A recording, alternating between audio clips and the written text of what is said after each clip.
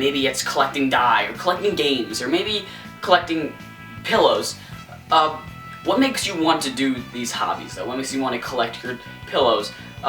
Most likely the answer is to feel accomplished once you finally, finish your collection or whatever, Maybe you found that one dye you really need to complete that set, or like this one pillowcase that it looks good.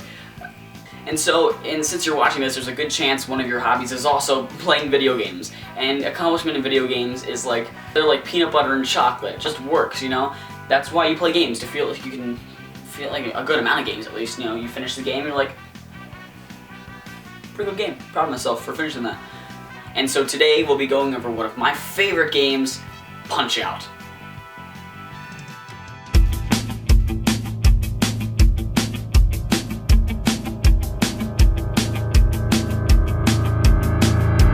Pretty much all games are based around accomplishing set tasks.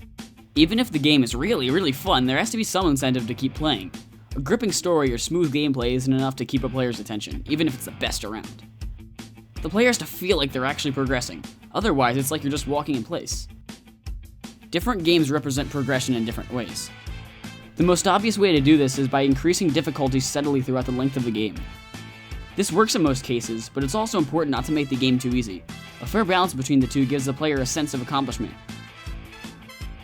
With all that in mind, I introduce to you Punch-Out.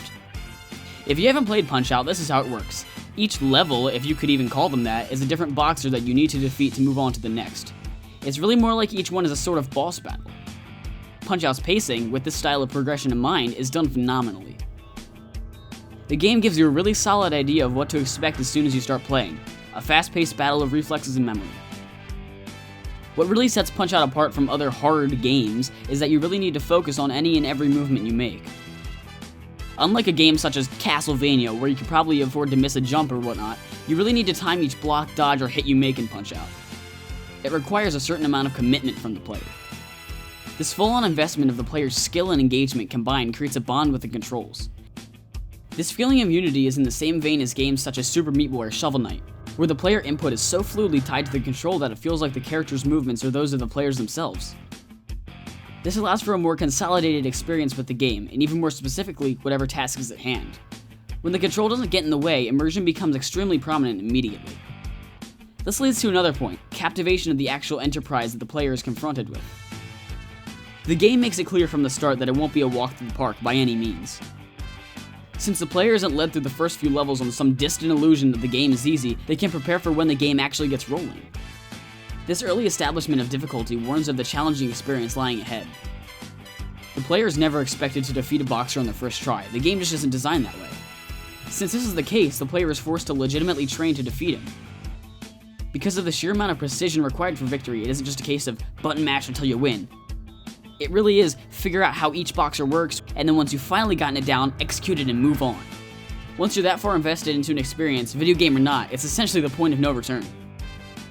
The player's in it and they're going to finish what they started. That is Punch-Out. Punch-Out is an awesome example of commitment, pacing, difficulty, and enticement in not only video games, but as an experience in general. Few games manage to capture such a balanced act of difficulty and satisfaction, but Punch-Out nails it. I would highly recommend to you the remake released on the Wii. The soundtrack, visuals, controls, and pretty much everything about it is the ultimate version, including less, unsettling facial expressions. Thank you so much for watching this video, it means more than you'd think. If you happen to enjoy it and want to see more, feel free to like, hit subscribe, and look through my other videos.